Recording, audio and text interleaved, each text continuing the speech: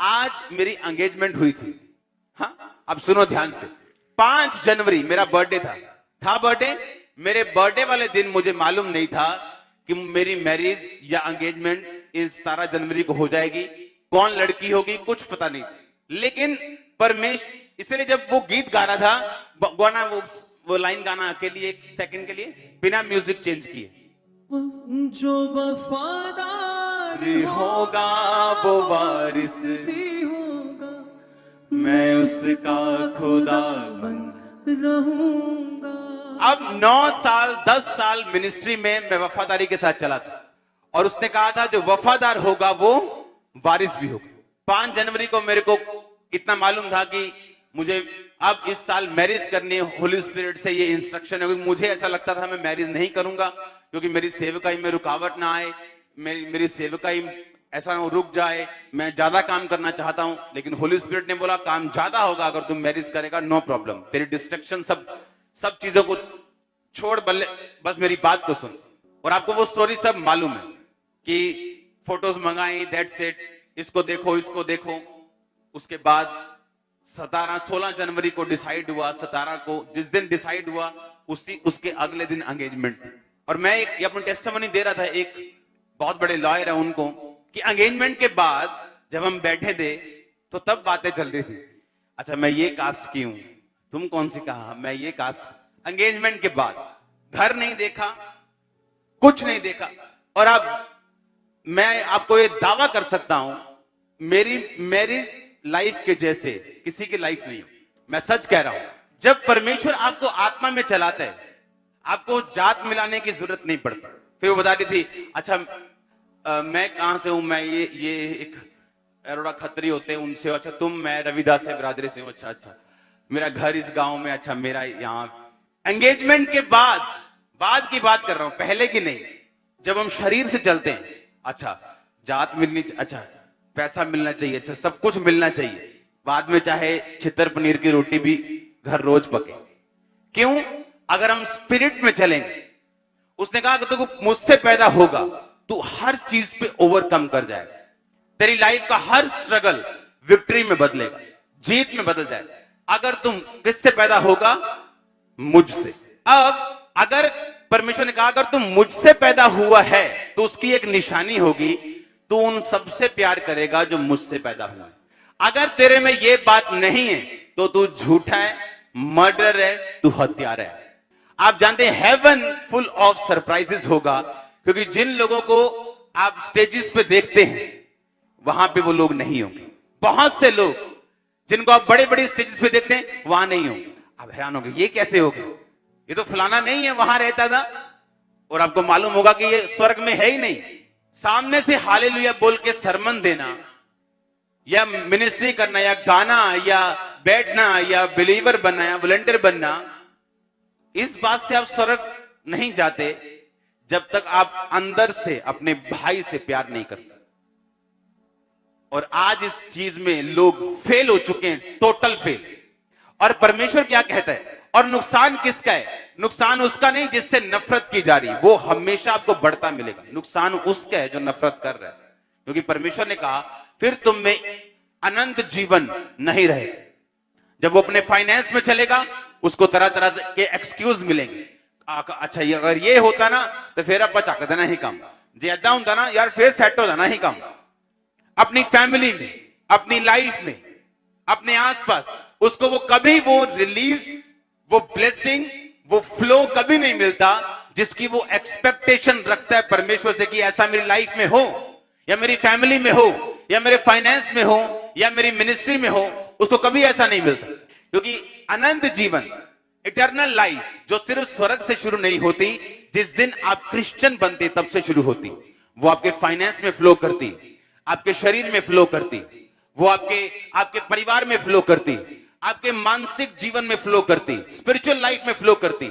और जब वो आपकी लाइफ में फ्लो करना शुरू करती, आपकी लाइफ में लाइफ बढ़ती, आप जीवित होते हैं अपनी हर एक पहलू में, हर एक चीज में आप जीवित होते हैं।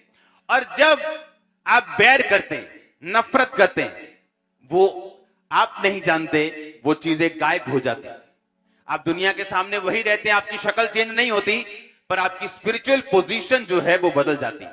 परमेश्वर ने कहा अगर तुम भी अपने प्रेम करने वालों से प्रेम करो और जो तुमसे प्यार नहीं करते उनसे नफरत करो, तो तुम में और अन्य जातियों में मैं कोई फर्क नहीं समझता।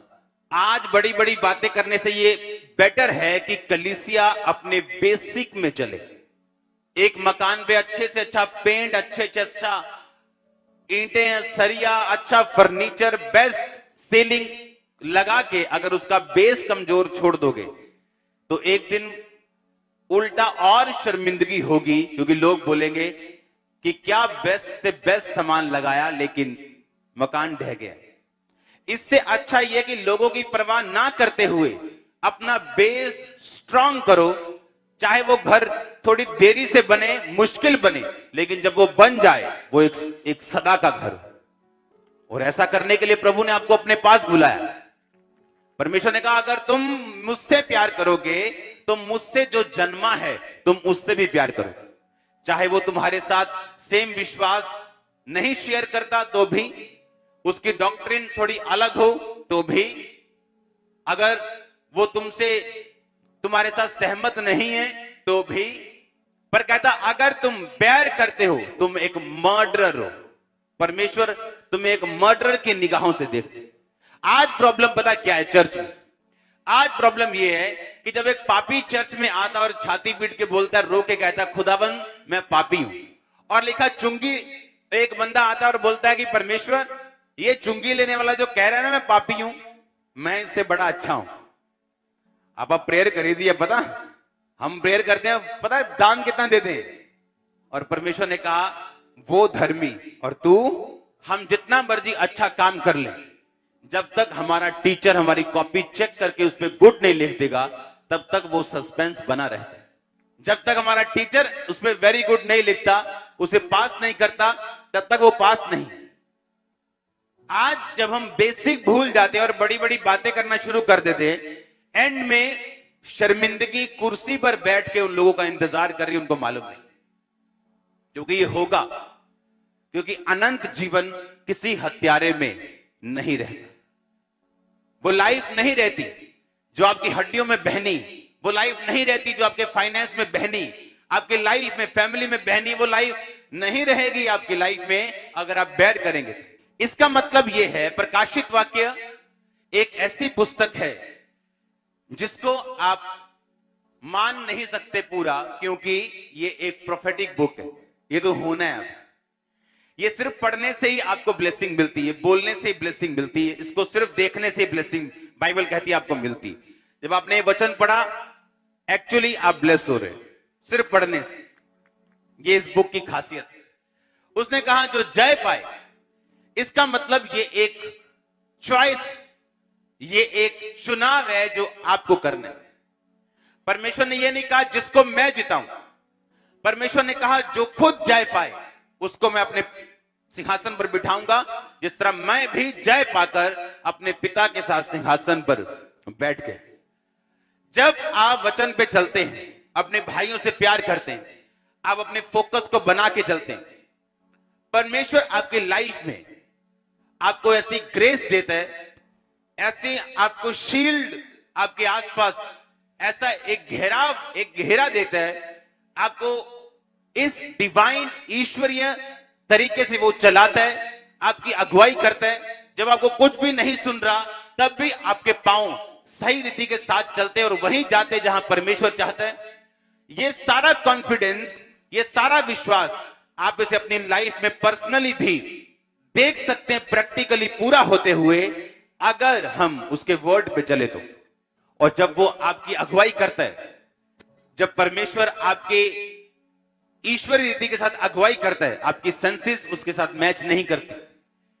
गिदोन को लगता है मुझे और लोग चाहिए, मुझे और लोग चाहिए ये बड़ा काम करने के लिए। परमेश्वर कहता है नहीं, ये हजारों में से तुझे कुछ सैकड़े लोग चाहिए जो चपड़ चपड़ पानी पिए, उनको साथ ले जा। क्योंकि युद्ध किसका है? यहोवा का। संग्राम किसका है? यहोवा का। वो अपनी महिमा किसी दूसरे को नहीं देना चाहता, वो अपनी महिमा किसी को नहीं देता, वो अपनी ग्लोरी। अगर मैं ये बात बोलता हूं, अगर आप यूज हो रहे हैं खुदाबंद के लिए, आप किसी भी चीज के लिए, किसी भी डिपार्टमेंट में, किसी भी काम के लिए कभी घमंड मत करो, क्योंकि परमेश्वर के पास आपसे बेटर पर्सन अवेलेबल है उसी जगह के ऊपर। और जैसे आप घमंड करेंगे वो आपसे बेटर पर्सन खड़ा कर देंगे। और जब हम इस बात को पहचानते हैं कि अगर हम कुछ कर रहे हैं, अगर हम कुछ बोल रहे हैं, अगर हम कुछ प्रेयर कर रहे हैं, अगर हम कुछ कर रहे हैं परमेश्वर के राज्य के लिए, तो ये आपकी ब्लेसिंग है।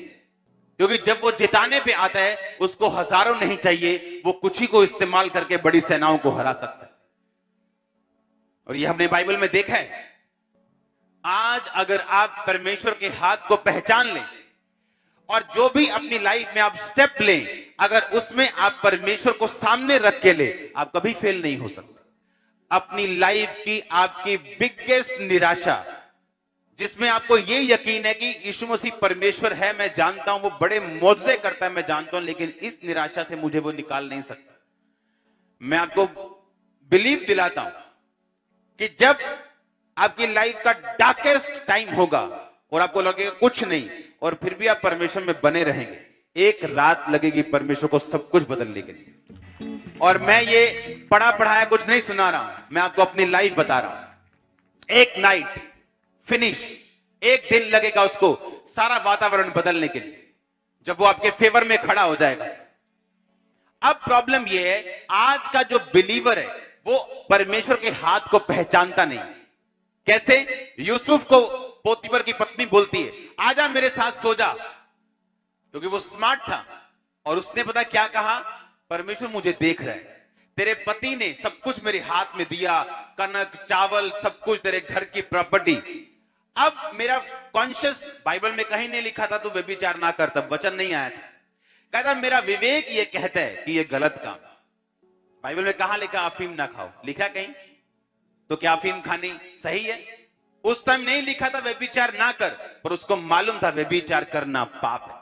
बाइबल में कहीं नहीं लिखा स्मैक ना पियो। स्मैक तो अभी आई है ना, अभी इंसान की ये कुकर्म है उसने बनाई। इसका मतलब ये नहीं कि हम खाएं या पिए, क्योंकि बाइबल में आपको कॉन्शियस दिया, एक विवेक दिया। कहता मेरा विवेक ये कहता है कि जिस परमेश्वर ने मुझे इतनी ब्लेसिंग दी है जिस घर में, उस घर के साथ मैं ऐसा काम ना करूं। उसका विवेक उसको प्रधानमंत्री की कुर्सी पे ले गए।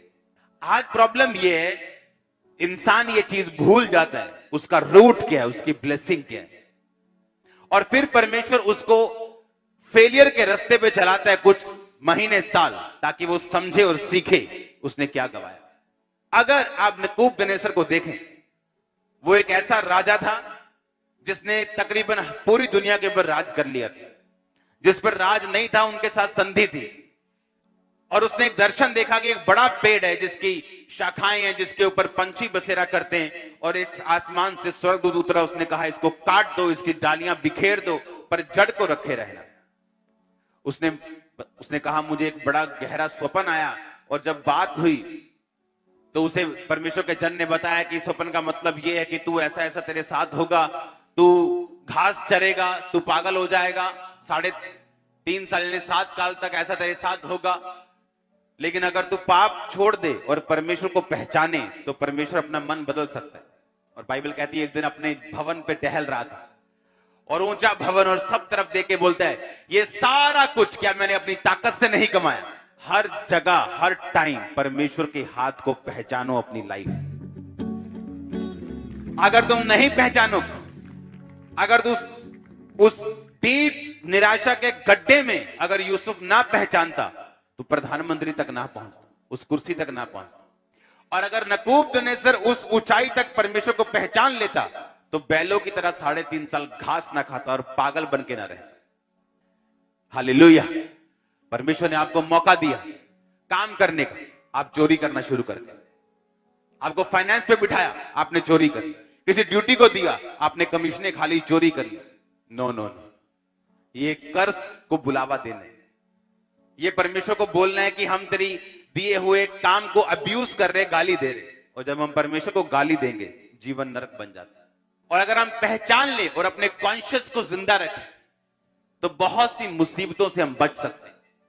परमेश्वर ने कहा अगर तू अपने भाई से बैर करे तो तू मर्डरर, और किसी मर्डरर में अनंत जीवन नहीं रहता। कहता अगर तू उससे भी प्यार करे जो मुझसे पैदा हुआ, तू जय पाएगा, तू विक्ट्री लेगा, ओवरकम करेगा, सबड्यू करेगा, सक्सेस लेगा, प्रिवेल करेगा इस संसार के ऊपर। हर वो चीज जो इस संसार के ऊपर आप उस पर जय पाएंगे। परमेश्वर को पहचानो अपनी लाइफ में, अपने कॉन्शियस को, मन को, अपने विवेक को जिंदा रखो, अपने अंदर वाले आदमी की बात को सुनो, अपने हाथों को उठाओ। Thank you Jesus. जो वफादार होगा वो वारिस भी होगा, मैं उसका खुदाबंद रहूंगा। जो वफादार होगा वो वारिस भी होगा, मैं उसका खुदाबंद रहूंगा। अपने हाथों को उठाओ खुदाबंद के साथ वफादारी के लिए। अपने गुनाहों की क्षमा मांगो, माफी मांगो, क्लीन लाइफ मांगो, साफ जिंदगी, क्लीन जिंदगी, कॉन्शियस अपना जीवित खुदाबंद को बोलो कि वो करे। अपने गुनाहों की क्षमा मांगो, क्योंकि बाइबल ऐसा कहती है जब पाप आता है, जब हम कॉन्शियस से नहीं चलते तो शर्मिंदगी उसके बाद हमें फॉलो करती। खुदाबंद को बोलो, खुदाबंद मुझे हर एक शर्मिंदगी से बचा, मुझे जय दे खुदाबंद। मैं अपने भाई से प्यार करता हूं, मैं अपने विवेक के अनुसार चलता हूं। हिलाओ अपने हाथों को और मांगो परमेश्वर से। आज ग्रेस यहां पे मौजूद है, गुरदासपुर चर्च ऑनलाइन चर्च।